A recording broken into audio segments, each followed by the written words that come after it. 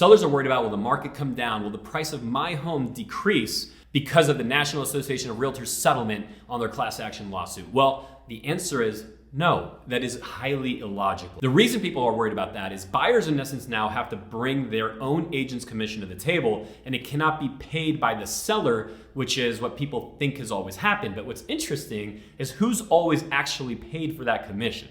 Think about where that commission comes from. It's always come from the money that the buyer's bringing to the table. The buyer gives all the money of the purchase to the seller. The seller takes a chunk of that, gives it back to the agent, and their own agent, the listing agent, and the listing agent would take a piece of that and give it to the buyer's agent. Well, the buyer was bringing the lump sum that all that happened through to the table to begin with. So the reality is nothing really changes, but some of the words change. We go from using the word commission to the word concession. We go from not being able to display compensation in the MLS, but to being able to display it in other places. And what we can display in the MLS is the seller concessions. And at the end of the day, the only money available has always been and will continue to be the money the buyer brings to the table. The deal will simply be structured slightly differently, but the end result is going to be largely the same. Now, could those fears have some truth to them? I would say, sure, they could have some truth to them.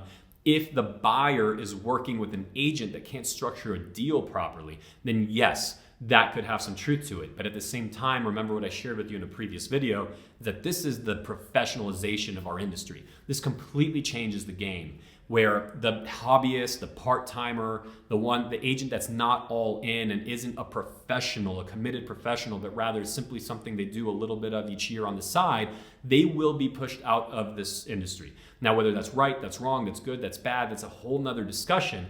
But what you'll find is that it'll start to mimic a lot more of what you find in the commercial real estate space, where there are fewer people, but they're far more professional. It's going to also mimic what happens in the lending space. Back before the Great Recession, before Dodd-Frank, the space was so easy, so simple, the lending space, that you had gazillions of people doing loans, making a lot of money, which as soon as those regulations came into play, as soon as their profession was professionalized, suddenly there's a lot less of them and the remaining ones are so much better. Well, the same thing's simply happening now and on the real estate side, and we are going to help guide you through it. Any specific question you have, do I pay the commission? Do they pay the commission? How does it work? How can I still incentivize a buyer to see my home so that they know they're going to get compensated? Because at the end of the day, logic would tell me that human beings need to be paid for their work. And so as a seller, I'm worried about how do I do that if I can't display it through the MLS? Well, that's where you send me back an email. I reply personally to all of them. And I would highly encourage that this be a moment where you're having a coffee sit down,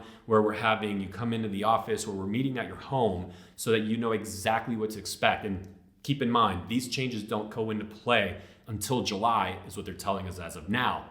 Some of this is still with the Department of Justice, and there could be some changes.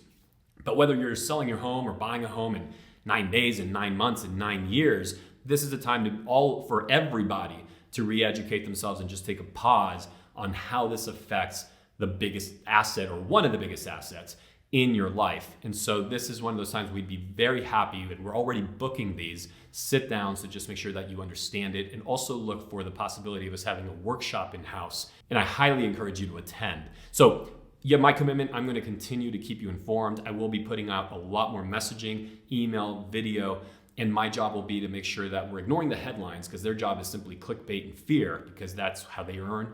And instead that you're getting facts, and wherever there is speculation, that it's very clear what is a fact versus what we think will happen, so that you can make objective, just very clear decisions. And we're happy to do it alongside you. I'm Dan Beer. See you very soon.